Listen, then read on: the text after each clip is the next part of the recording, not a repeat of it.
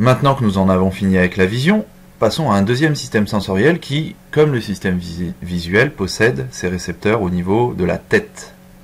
Il s'agit du système vestibulaire qui se situe dans l'oreille interne et qui se trouve dans ce que l'on appelle le labyrinthe vestibulaire ou vestibule.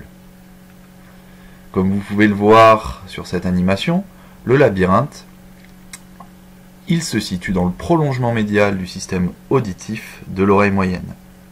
Donc nous verrons dans les prochaines diapos que le système vestibulaire il joue un rôle essentiel dans la perception des déplacements du corps, de la position de la tête et de l'orientation de la tête par rapport à la gravité.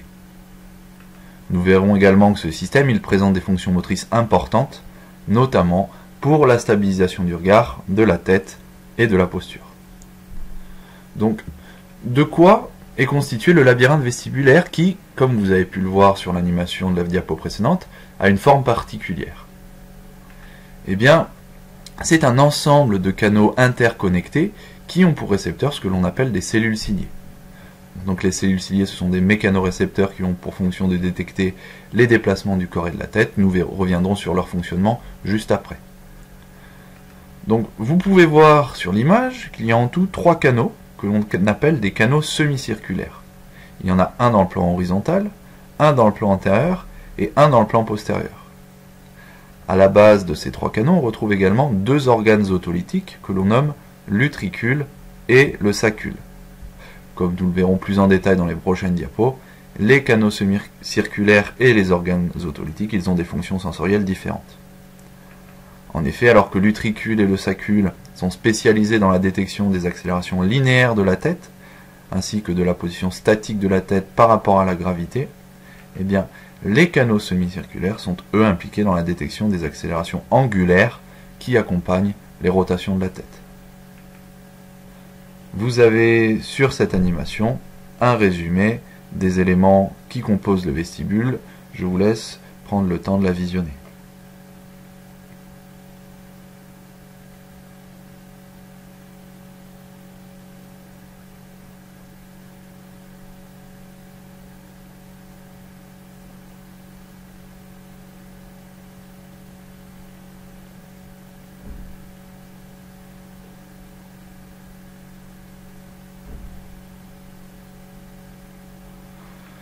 Donc voilà, comme je le disais, les récepteurs du système vestibulaire sont des cellules ciliées. Ce sont des mécanorécepteurs sensibles au mouvement de la tête.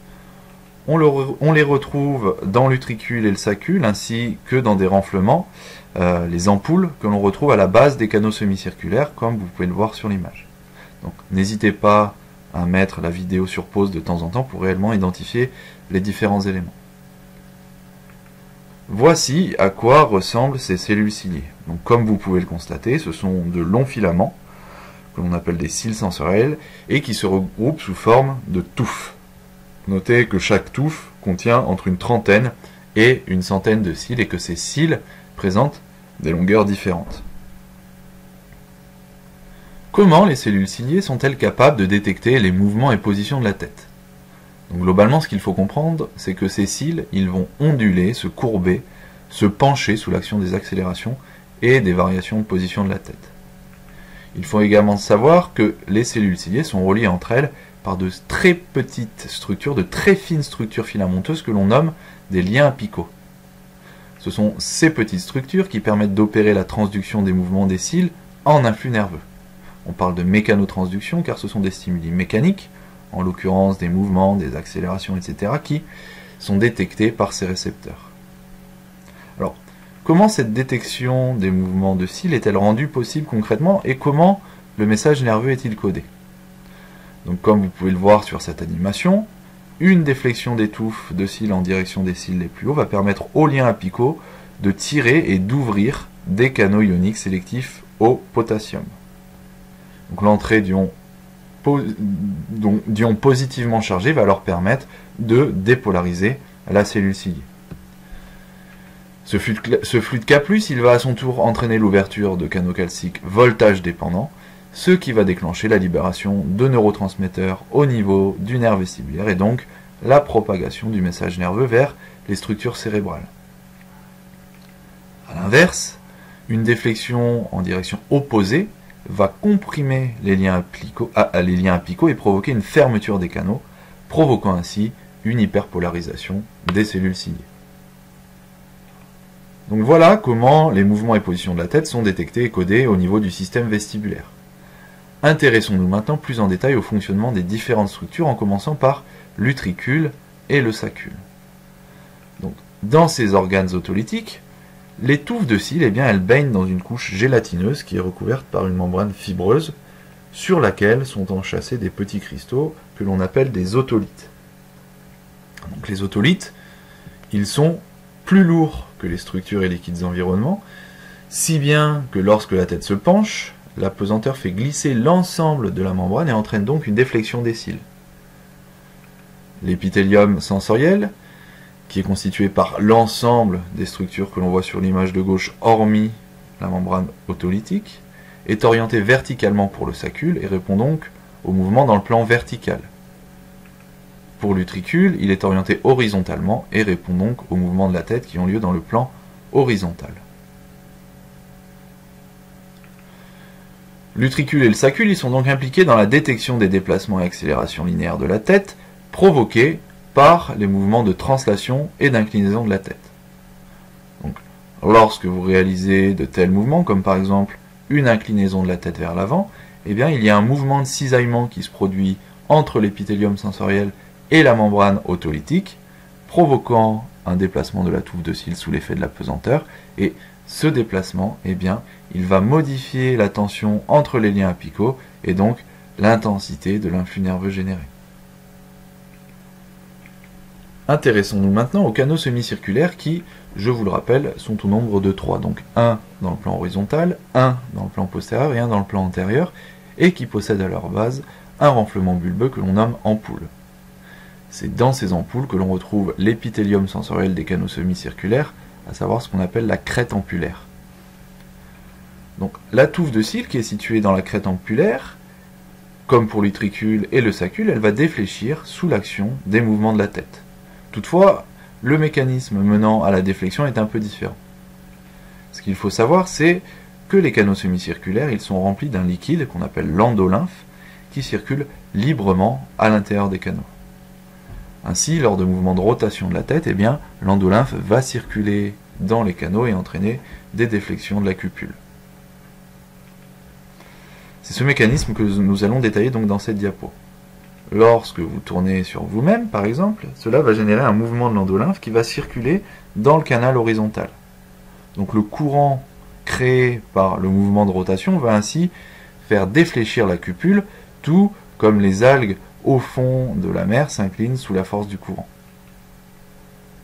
Comme pour les organes otolithiques, le déplacement des touffes de cils va modifier l'état de tension entre les liens apicaux et entraîner une dépolarisation ou une hyperpolarisation des cellules ciliées. Maintenant que vous avez compris la façon dont fonctionne la perception des rotations de la tête, vous devriez être en mesure de répondre à cette question et expliquer ce phénomène que nous avons tous forcément vécu un jour ou l'autre. Lorsque vous réalisez plusieurs tours sur vous-même ou sur un tourniquet, et quand vous arrêtez de tourner, vous avez la sensation d'avoir toujours la tête qui tourne. Alors pourquoi? Je vous laisse réfléchir quelques secondes. La réponse, elle est assez simple. Lorsque vous tournez sur vous-même, cela génère des mouvements de l'endolymphe qui circulent à une certaine vitesse dans le cercle formé par les canaux semi-circulaires. Au moment où vous arrêtez de tourner, l'endolymphe, elle ne se fiche pas instantanément. Il y a une certaine inertie avant que le liquide ne cesse de tourner. Pendant toute cette période où l'endolymphe est en mouvement, alors que vous êtes immobile, il y a une déflexion de la cupule sous l'effet du courant qui vous donne l'impression que vous êtes encore en train de tourner et qui donne cette sensation de tête qui tourne malgré votre immobilité. Les axones des différentes cellules ciliées se regroupent au niveau médial de l'oreille interne pour former ce que l'on appelle le nerf vestibulaire. Voyons maintenant quelles sont les cibles de ce nerf au niveau cérébral. Dans un premier temps, au-delà des aspects perceptifs, il faut savoir que les circuits de neurones du système vestibulaire, ils sont impliqués dans des mécanismes réflexes de stabilisation du regard, de la tête et de la posture. Donc, les fibres du nerf vestibulaire, elles font synapse dans les noyaux vestibulaires du tronc cérébral pour permettre la mise en place de 3 réflexes. Donc d'abord, le réflexe vestibulo-oculaire qui permet à vos yeux de rester sur un point fixe lorsque vous tournez la tête. Essayez par vous-même, même si vous bougez votre tête dans tous les sens, vous êtes malgré tout capable de maintenir votre regard sur un point fixe. Et bien c'est grâce à une coordination réflexe entre votre système visuel et votre système vestibulaire. Il y a aussi le réflexe vestibulo-cervical grâce auquel le système vestibulaire agit de façon automatique sur l'activité des muscles cervicaux lors d'accélération de la tête. Par exemple, lorsque vous accélérez très fort avec votre voiture, eh bien votre système vestibulaire, et notamment l'utricule, détecte cette accélération et grâce à des connexions avec les neurones moteurs des muscles du cou, vous permet de tenir votre tête droite. Enfin, le système vestibulaire, il est impliqué dans le réflexe vestibulo-spinal qui permet l'activation et l'augmentation du tonus des muscles antigravitaires tels que les quadriceps lorsque vous vous tenez en position debout. Évidemment, les fibres du nerf vestibulaire ne sont pas seulement impliquées dans des activités réflexes. Certaines des fibres qui projettent vers les noyaux vestibulaires du tronc cérébral, donc comme sur l'image de gauche, font ensuite un relais dans le thalamus, en rouge sur l'image du milieu, pour ensuite projeter vers les aires corticales de la sensibilité vestibulaire, en l'occurrence l'aire sensorielle primaire dont nous avons déjà parlé dans la première partie de ce cours. L'intégration des messages vestibulaires dans cette aire donne alors naissance à la perception consciente de la position et de l'orientation de la tête dans l'espace. Très concrètement, le système vestibulaire est un système sensoriel qui est d'une importance capitale dans le sport, notamment dans les sports acrobatiques, car il permet de percevoir l'orientation du corps par rapport au sol, mais également la vitesse de rotation. Il comporte toutefois une limite très importante, c'est qu'il ne fait pas la différence entre immobilité et déplacement à vitesse constante. En effet, il détecte les accélérations, comme lorsque vous accélérez sur l'autoroute après le passage d'un péage. Toutefois, dès que vous atteignez votre vitesse de croisière, 230 km/h, qu'il n'y a plus aucune variation de vitesse et donc d'accélération, les cellules ciliées ne subissent plus aucune déflexion. Pour le système vestibulaire, c'est comme si vous étiez immobile. Dans ce cas, la vision périphérique est d'une grande aide car elle vous indique si oui ou non vous êtes en mouvement. Vous avez, dans la partie annexe de cette partie du cours, 2 vidéos d'aide à la compréhension du fonctionnement du système vestibulaire. Je vous invite évidemment à les visionner.